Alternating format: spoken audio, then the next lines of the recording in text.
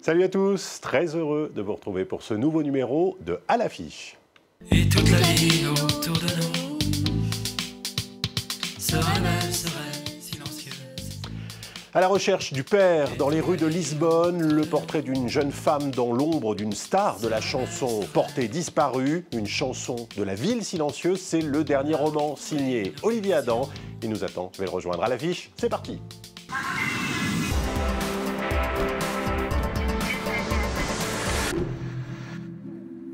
Bonjour Olivier Adam. Bonjour. Et merci d'être avec nous aujourd'hui pour Merci de me recevoir. ce nouveau roman Chanson de la ville silencieuse qui vient donc de paraître chez Flammarion. L'histoire, je le disais, d'une disparition et d'une quête, une jeune femme à la recherche de son père qui a été déclaré mort. Elle a finalement accepté cette disparition jusqu'à ce qu'un ami lui montre une photo floue, celle d'un chanteur de rue à Lisbonne, et elle va partir au Portugal à sa recherche. Je vous propose de nous lire un petit extrait que vous avez choisi pour nous. Praça das Flores, je n'ai rien trouvé.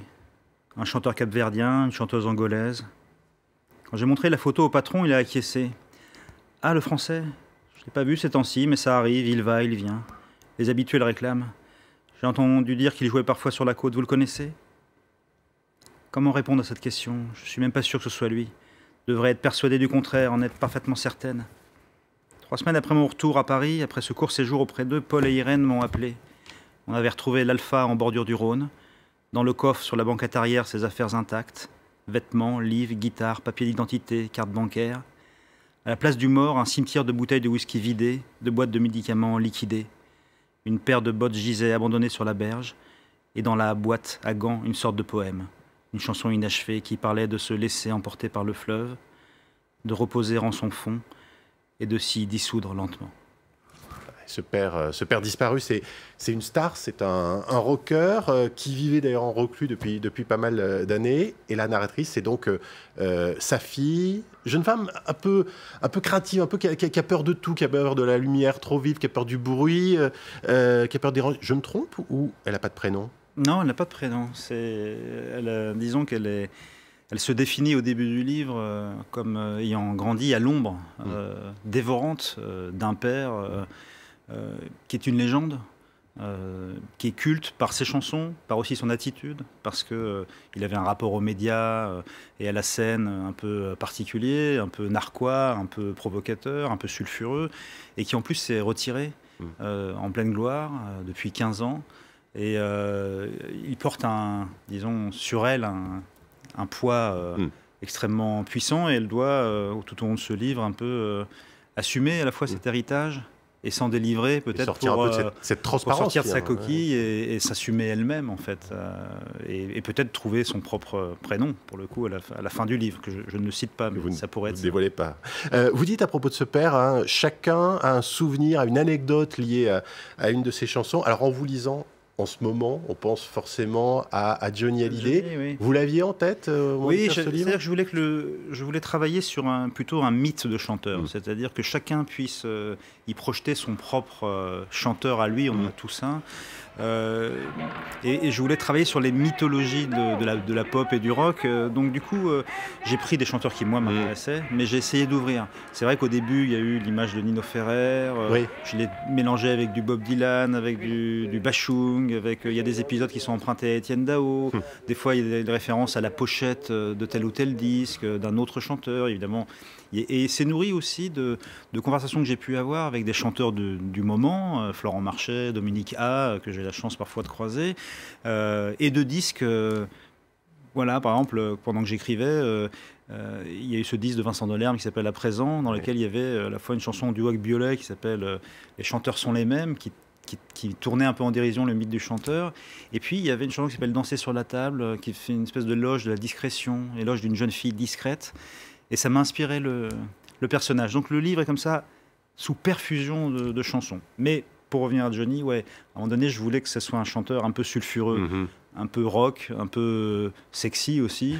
Et forcément, en France, on n'en a pas 50 qui avaient cette stature-là, quoi. Justement, vous avez pensé quoi de la ferveur populaire qui a suivi sa mort? Je trouve ça assez touchant. Je trouve que moi-même, c'est pas vraiment la musique que j'écoute, hein, mais j'ai été surpris à être intensément ému, quoi. Et puis notamment à me rendre compte à quel point je connaissais beaucoup plus de chansons de lui que je croyais. Après, j'ai une petite distance par rapport à lui, mais pas par rapport à ce qu'il faisait ou ce qu'il était, mais c'est plus que j'ai une fascination, moi, pour les songwriters, pour les auteurs, compositeurs, interprètes, pour les gens qui portent leurs propres mots, qui sont, à mon sens, non seulement des chanteurs, non seulement des musiciens, mais aussi pleinement des auteurs. C'est un métier qui vous fascine. Vous disiez que les écrivains, finalement, eux, ils restent planqués derrière leur bouquin, alors que les chanteurs, eux, risquent un peu leur peau sur scène. Sur scène, oui. Ils se mettent en jeu eux-mêmes, c'est leur corps, c'est leurs propres mots qu'ils portent pour les auteurs, compositeurs, interprètes, leur création, et ils doivent en plus se donner, eux.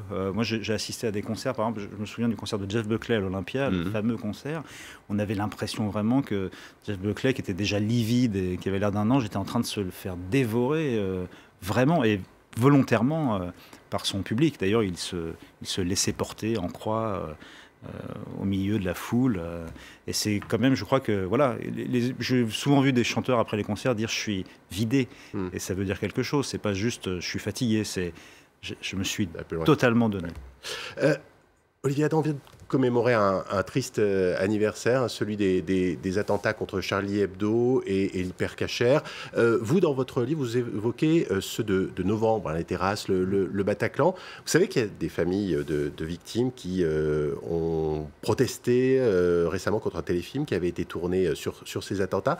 Est-ce que vous pensez que les romanciers, les scénaristes doivent aujourd'hui s'emparer de ces événements? Je crois que les romanciers peuvent s'emparer de tout. Je pense que la fiction, elle a justement cette force, quand elle est bien pratiquée, de nous faire tendre vers quelque chose qui est de l'ordre de la vérité, et même si c'est par la fiction. Et donc je pense qu'à ce titre-là, toutes les vérités sont bonnes, toutes les lucidités sont bonnes. Après, tout dépend de la manière. J'ai entendu parler de ce téléfilm. D'ailleurs, je crois que c'est Marion Laine, avec qui j'ai travaillé dans le passé, parce qu'elle a coécrit le scénario des Vents contraires, qui était porté à l'écran, et auquel j'ai collaboré aussi. Un des livres porté à l'écran par Jacques Desper.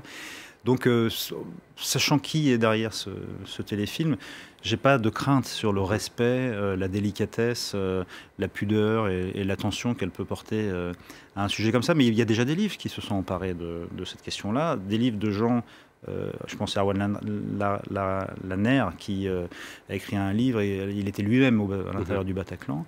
Et puis aussi des fictions, dans le domaine de ce qu'on appelle la young adult littérature, la littérature jeune adulte. Il y a eu une trilogie écrite par Arnaud Catherine, qui s'appelle La place du cœur, où on suit une bande d'adolescents sur fond d'attentats. Et de toute façon, il y a eu un tel avant et un tel après. On a tous été au-delà, c'est pas bouleversé, c'est pas touché, on a tous été profondément changés par... c'est comme, j'imagine, 11 septembre pour les romanciers américains. Ces dates, il y a un avant et un après, donc forcément la littérature s'en trouvera changée. Vous avez parlé des adaptations de votre roman, de vos romans précédents. Je crois qu'il y en a eu 5 en tout, parmi lesquels il y a notamment Je vais bien, ne t'en fais pas, qui a fait un très beau succès en France, de Philippe Lioré. L'absence, la disparition était au cœur de ce film, a été au cœur de plusieurs de vos livres. C'est encore le cas cette fois-ci. Pourquoi est-ce que ce thème vous est particulièrement cher? Écoutez, je pense que, évidemment, bien sûr, il y a des thèmes sociétaux passionnants, etc., des sujets historiques, tout ce qu'on veut, mais la perte de ceux qui nous sont chers, je pense qu'on ne peut pas y échapper. En tout cas, moi, je ne peux pas y échapper en tant que romancier. La détresse de ceux qui restent, la perte potentielle aussi, la peur de perdre ceux qu'on aime, la perte résolue, avérée, la perte irrésolue par disparition. Voilà, ça touche au deuil, ça touche à nos rapports aux fantômes, ça touche à notre rapport à notre propre mort et à la mort des autres. Voilà, bon, il y a des gens qui écrivent que des romans d'amour. Disons, c'est vrai que dans mon cas, je pense que la littérature est précisément un endroit pour travailler ces questions qui nous forent intérieurement en permanence, mais qui sont toujours de l'ordre, pas du tabou, mais quand même Léo Ferré disait, les hommes, il conviendrait de les connaître qu'aux heures avancées de la nuit, quand ils sont plus occupés que par des problèmes d'âme et de mélancolie. Voilà, la perte de ceux qui nous sont chers, ou notre propre disparition, c'est des problèmes d'âme et de mélancolie, et c'est à ça que s'attache, à mon avis, l'écriture. C'est sur cette belle citation de Léo Ferré qu'on va se quitter, parce qu'on arrive déjà à la fin de cette émission. On va se quitter quand même avec votre coup de cœur musical pour Eddie de Pretto. C'est une nouvelle voix de la chanson française. Il est assez impressionnant, faut le dire. Pourquoi ce choix ? Il vient de sortir un 4 titres, et puis il y a une tournée qui s'annonce, et même sur la foi de ces simples 4 titres, pour moi, c'est l'irruption la plus étonnante et frappante depuis peut-être Stromae d'une voix, d'une diction, d'un texte et même d'un corps dans l'univers de la chanson française. Merci Olivier Adam. Merci à vous. Chanson de la ville silencieuse vient donc de paraître chez Flammarion. Merci à vous d'avoir suivi à l'affiche. L'aventure continue bien sûr sur france24.com, sur les réseaux sociaux. On se quitte donc avec Eddie de Pretto, La fête de trop. Je vous dis à très vite. Tu sais, ce soir j'ai lu dans mon corps relâché le manuel torturé de cette danse exaltée. J'ai même glissé ma langue dans des bouches saliveuses, dans de tout petits angles où l'on voit que les muqueuses. Puis là, je suis rentré bel et bien les mains nues, avec cet air déjà vu et l'envie de surplus. J'ai rien trouvé de précis, excepté d'apparence, exactement, même si demain tout recommence. C'est la fête de trop. Moi je l'ai faite et ça jusqu'au fiasco, c'est la fête de trop.